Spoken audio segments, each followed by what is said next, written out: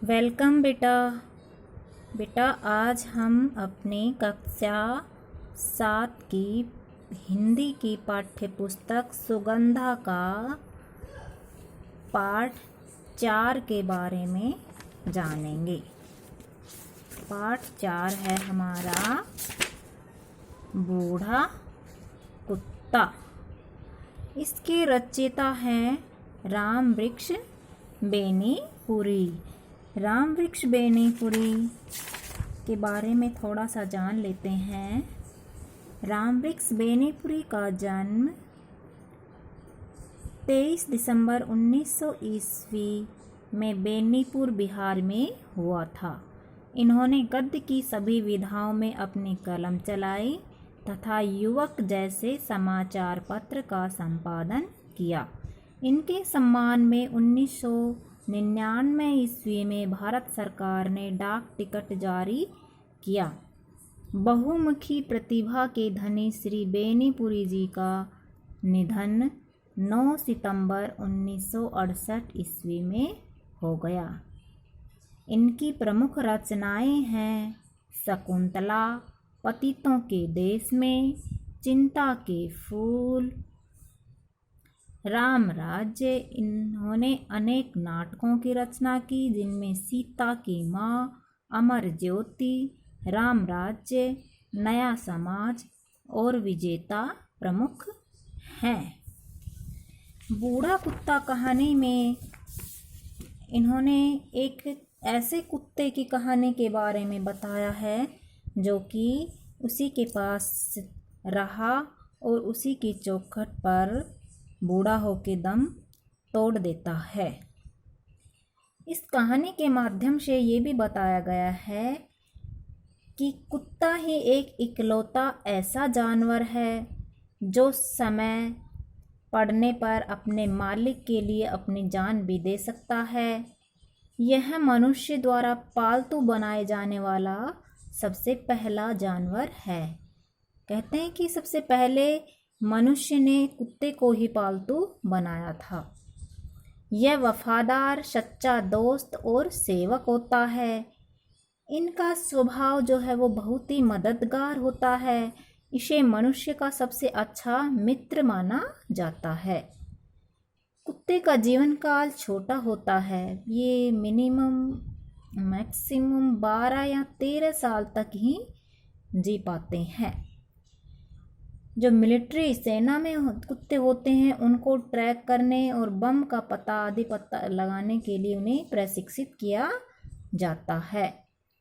कुत्ते जो होते हैं बेटा इनका जो दिमाग है बहुत तेज होता है और उनकी सूंघने की जो शक्ति होती है बहुत ही तेज होती है।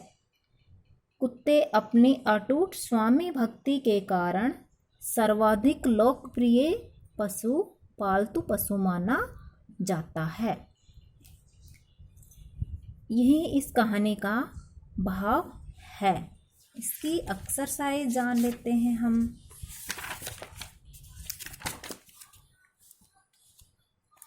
शब्दबोध।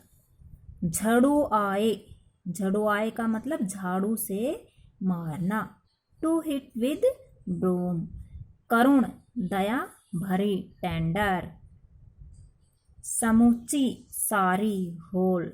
खौरा, खुजली की बीमारी। इलनेस ऑफ टिक। खरौंद, खुजली करना। खड़ाऊ, लकड़ी की खुली पादुका। पादुका का चप्पल जो पैरों में डालने की लकड़ी से बनी हुई चप्पलें होती हैं जिनकी बद्दी वगैरह नहीं होती है बेटा। असह्य, जिसे सहन न किया जा सके। कुचिला, एक प्रकार का जहर। गत, दशा। खाट, चारपाई।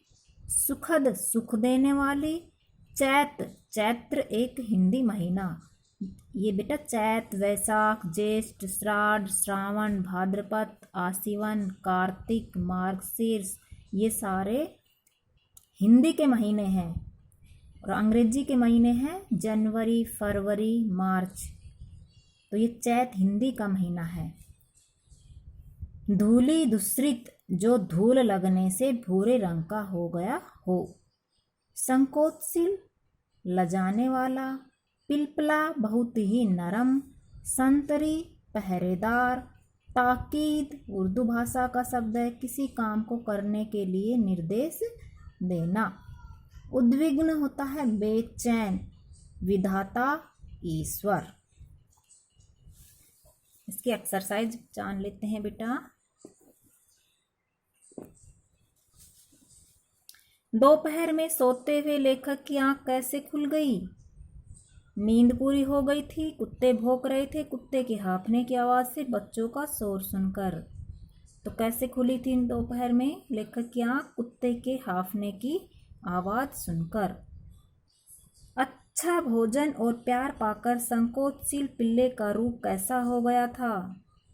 हट्टे कट्टे कुत्ते का, धूली दूषित कुत्ते का, डरपोक कुत्ते का, प्रगल्भ सबल युवा का। तो कैसा हो गया था? प्रगल्भ सबल युवा जैसा, यानी कि ताकतवर और जवान यौवन युवा कुत्ते जैसा हो गया था। कुत्ता रानी के मायके से कैसे लौटा? बैलगाड़ी में आराम से बैठकर, कार में लेखक और उनकी पत्नी के साथ, धीरे धीरे टहलते हुए, दौड़कर रास्ते के अन्य कुत्तों से लड़ते हुए। तो कैसे पहुंचा था? दौड़कर रास्ते के अन्य कुत्तों से लड़ते हुए कुत्ता रानी के मायके लौटा था। इनमें से कौन सा विशेषण कुत्ते के लिए प्रयुक्त नहीं किया गया है? कुत्ता स्वामी भक्त भी होता है, असहाय भी था कुत्ता, साहसी भी होता है, कर्तव्य परायण। ये विशेषण कुत्ते के लिए इस पाठ में प्रयुक्त नहीं किया गया है। ठीक है, ये जो कुछ कहानी के वाक्य हैं बेटा, ये घटनाक्रम के अनुसार लिखने अपने आप कीजिए। चैप्टर को रीड कीजिए और फिर अपने आप कीजिए। जैसे से पहला वाक्य था बूढ़ा हो गया था, ठीक है। सेकंड है कुचिला खिला दीजिए मर जाएगा। इस तरह से जब पाठ रीड करोगे तो सारे अपने आप को निकल के आएंगे। ये खुद के लिए एक्टिविटी है, अपने आप करके देखना अपना चैप्टर रीड करके। क्वेश्चन आंसर करेंगे हम, पहले थोड़ा अंडरस्टैंडिंग ग्रामर कर लेते हैं। उपयुक्त मुहावरा चुनकर रिक्त स्थान में लिखिए। कुछ मुहावरे हैं जिन्हें हमें इन खाली जगहों में भरना है। युद्ध आरंभ होते ही सैनिक शत्रुओं पर टूट पड़े। परीक्षा समाप्त हो जाने पर विद्यार्थी घोड़े बेचकर सोते हैं। सूर्यास्त के समय देखते ही देखते सूर्य आँखों से ओझल हो गया। डूबता हुआ व्यक्ति दोनों हाथ उठाकर गला फाड़कर चिल्लाता है, उस धोखेबाज का तो मेरे सामने नाम मत लो। नीचे लिखे शब्दों के विलोम शब्द लिखिए। हिंसा अहिंसा, सगुण अवगुण, नश्वर अनश्वर, पवित्र अपवित्र। नीचे लिखे शब्दों के हिंदी पर्याय लिखिए। नजदीक पास, बर्बाद नष्ट, हिम्मत हौसला, आवाज वाणियाँ बोली, जख्म घाव हालत दशा। नीचे लिखे शब्दों को उदाहरण के अनुसार लिखिए। दुत्कार फटकार, इसको वाक्य में प्रयोग करना है। कुत्ते को दुत्कार फटकार लगाई। मोटा ताजा, कुत्ता मोटा ताजा था। दही भात, मैंने दही भात खाया।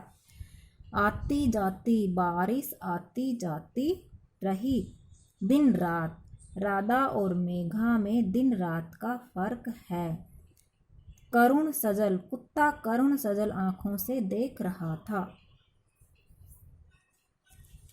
बेटा क्रिया कर्म के आधार पर क्रिया के दो भेद होते हैं। क्रिया क्या होती है? कोई भी काम करना क्रिया कहलाती है।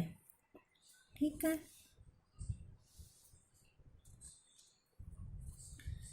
क्रिया कर्म के आधार पर दो भेद होते हैं क्रिया के, अकर्मक क्रिया और सकर्मक। जो क्रियापद वाक्य में कर्म के न होने पर भी पूरा अर्थ प्रकट करते हैं, जिनमें कर्म की अपेक्षा नहीं होती, वे अकर्मक होते हैं। जैसे वे सो रहे हैं, सोना क्रिया है, सो रहे हैं दोनों ही क्रिया है। कौन सो रहे हैं? वे। यानी कि क्रिया का फल सीधे कर्ता पर पड़ रहा है। सो कौन रहे हैं? वे।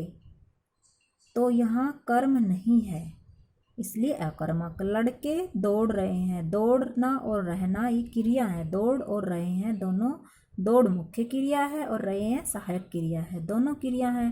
दौड़ कौन रहे हैं? लड़के, लड़के करता है और दौड़ रहे हैं क्रिया हो गई, तो कर्म यहाँ भी नहीं है, इसलिए ये भी अकर्मक क्रिया हो गई। सकर्मक क्रिया क्या होती है? जिनमें कर्म होता है। बच्चे सेब खा रहे हैं, बच्चे सेब खा रहे हैं क्रिया बच्चे हो गया, कर्ता बच्चे क्या खा रहे हैं? सेब, तो यह सेब यहाँ कर्म हो गया, तो ये क्रिया सकर्मक हो गई। गगनदीप समाचार पत्र पढ़ रहा है, गगनदीप क्या पढ़ रहा है? समाचार पत्र, इसलिए क्रिया हो गई सकर्मक। अब पाठ में से दोनों प्रकार के दो दो वाक्य छांट कर लिखने हैं। जैसे मैं भी सो गया, सकर्मक। पिल्ला दौड़ने लगा, मैं भी सो गया, सोने का काम किसने किया? मैंने। मैं सर्वनाम शब्द है जो कि कर्ता का काम कर रहा है, इसलिए अकर्मक है, इसमें कर्म नहीं है। पिल्ला दौड़ने लगा, दौड़ने लगा, पिल्ला संज्ञा और दौड़ने लगा क्रिया हो गई, कर्म यहाँ भी नहीं है, तो ये अकर्मक। खेत में घर बनवा दिया, खेत में क्या बनवा दिया? घर, सकर्मक क्रिया हो गई। घर में शादी होने वाली थी, क्या होने वाली थी? घर में शादी, तो ये हो गई सकर्मक। क्रिया की विशेषता बताने वाले शब्द क्रिया विशेषण कहलाते हैं। क्रिया विशेषण के 4 भेद होते हैं: रीतिवाचक, स्थानवाचक, कालवाचक और परिमाणवाचक। रीतिवाचक क्रिया विशेषण क्रिया का ढंग या रीति बताते हैं, जैसे धीरे धीरे चलना, तेजी से चला, जोर से चला, तो ये रीतिवाचक के अंतर्गत आते हैं। दादाजी धीरे धीरे चल रहा था, कौन सी क्रिया विशेषण हो गई? रीतिवाचक। स्थानवाचक क्रिया विशेषण होती है कि क्रिया कहाँ घटी है उस स्थान का संकेत करती है, जैसे वहाँ, इधर, उधर, यहाँ, ऐसे शब्द अगर क्रिया के से पहले आते हैं तो वो स्थानवाचक क्रिया विशेषण होती है। कालवाचक, काल का अर्थ होता है समय, कि क्रिया के घटने का समय बताया जाता है, वहाँ कालवाचक क्रिया विशेषण होती है। जैसे आज, दिन, रात, कल, ऐसे अगर शब्द आ जाते हैं तो वो कालवाचक होती है। परिमाणवाचक क्रिया विशेषण होती है, क्रिया की मात्रा या परिमाण के बारे में बताने वाले पद परिमाणवाचक कहते हैं, जैसे थोड़ा, कम, बहुत, है ना। परिमाण का अर्थ होता है मापतोल। तो नीचे कुछ क्रिया विशेषण दिए गए हैं, इनको चुनकर हमें इन वाक्यों में भरने हैं। उसकी हिम्मत नहीं हुई कि वह बाहर आए, आना क्रिया है, बाहर क्रिया की विशेषता, तो ये हो गई क्रिया विशेषण। पिल्ला आया और नीचे लेट गया, वह मेरे पीछे पीछे लगा रहता था। कुत्ता अपनी पूंछ धीरे धीरे हिलाता है। प्रशांत छोटा है इसलिए वह कम या थोड़ा खाता है। वह घबराकर नीचे कूद पड़ा। रानी की नींद अचानक टूट गई, तो टूट जाना, टूटना और गई, टूट मुख्य क्रिया, गई हेल्पिंग क्रिया है, सहायक क्रिया है। तो टूट गई, कैसे टूट गई? टूटना क्रिया की विशेषता क्या है कि अचानक टूट गई, नींद अचानक टूट गई, अचानक क्या हो गई? क्रिया की विशेषता, तो ये अचानक हो गया क्रिया विशेषण। अब हम इसके क्वेश्चन आंसर के बारे में जान लेते हैं बेटा। बूढ़ा कुत्ता जो है, इसका क्वेश्चन आंसर जो है इस प्रकार है। कुत्ते से लेखक का परिचय कब हुआ? एक दिन दोपहर में लेखक अपने बरामदे में खटिया पर लेटे हुए थे, तब एक मोटा ताजा पिल्ला लेखक की खाट के नीचे सो गया। वह गर्मी से थका था, परेशान था। कुत्ते की हांफने की आवाज़ से लेखक की आँख खुल गई। लेखक ने देखा कि कुत्ते की आंखों में सजलता व करुणा थी। कुत्ते ने उसे कुछ दाल भात खिलाए, तब से वह कुत्ता लेखक के साथ ही रहने लगा। गांव के कुत्तों का व्यवहार इस कुत्ते के प्रति कैसा था? तो प्रारंभ में तो गांव के कुत्ते इसे देखकर उस पर टूट पड़े, लेकिन धीरे धीरे कुत्तों ने गांव के कुत्ते से दोस्ती इस कुत्ते ने गांव के कुत्तों से दोस्ती कर ली। समय के साथ साथ वह सारे गांव के कुत्तों का दोस्त बन गया और एक दिन सभी कुत्तों का सरदार भी बन गया। बूढ़े कुत्ते की दशा कैसी हो गई थी। बूढ़े कुत्ते की समूची देह में खोरा लग गया था। खोरा में हमने शब्दार्थ में पढ़ा था ना, खुजली हो जाना। सारे बदन में घाव हो गए थे, शरीर में बदबू आती थी। उसे बरामदे में कोई नहीं चढ़ने देता। जूतों से मार पड़ने लगती, मार पड़ने पर भी वह मुड़ने का नाम नहीं लेता। जब तक चोट असह्य नहीं हो जाती तब तक नीचे उतरने का नाम नहीं लेता। खेत में बने लेखक के घर की रखवाली कुत्ता कैसे करता था। कुत्ता रात को घर की पहरेदारी करता था। जब रात को सभी सो जाते तो कुत्ता घूम घूम कर घर के चारों ओर चक्कर लगाता था। थोड़ी सी भी आहट पाते ही जोर जोर से भौंकना शुरू कर देता था। लेखक की खाट के पास आकर बदन सूंघ जाता, जैसे इत्मीनान दिलाता हो कि जाइए आप निश्चिंत होकर सो जाइए। इत्मीनान का तो भरोसा दिलाना। लोग बूढ़े कुत्ते के साथ कैसा व्यवहार करते थे। लोग बूढ़े कुत्ते को बार बार दुत्कारते, हर तरफ से दुत्कार फटकार बरसने लगती। सभी झाड़ू से, कभी छड़ी से, खड़ाऊ से, जूतों से मार पड़ने लगती। फिर भी वह भागने का नाम नहीं लेता और लेखक को टुकुर टुकुर देखने लगता। जिसे कभी सुरक्षा चाहिए थी वह मेरे घर आंगन का प्रहरी बन गया। इन पंक्तियों का से स्पष्ट कीजिए। इन पंक्तियों का भाव है कि जब वह बूढ़ा कुत्ता अपनी बचपन अवस्था में लेखक के पास आया तो एक सुरक्षा की भावना लेकर आया था। वह लेखक के पास अपने आप को सुरक्षित महसूस करने लगा था। धीरे धीरे वह लेखक से इतना घुला मिला कि लेखक के घर का संरक्षक बन गया, बाहर के सारे कुत्तों का सरदार बन गया।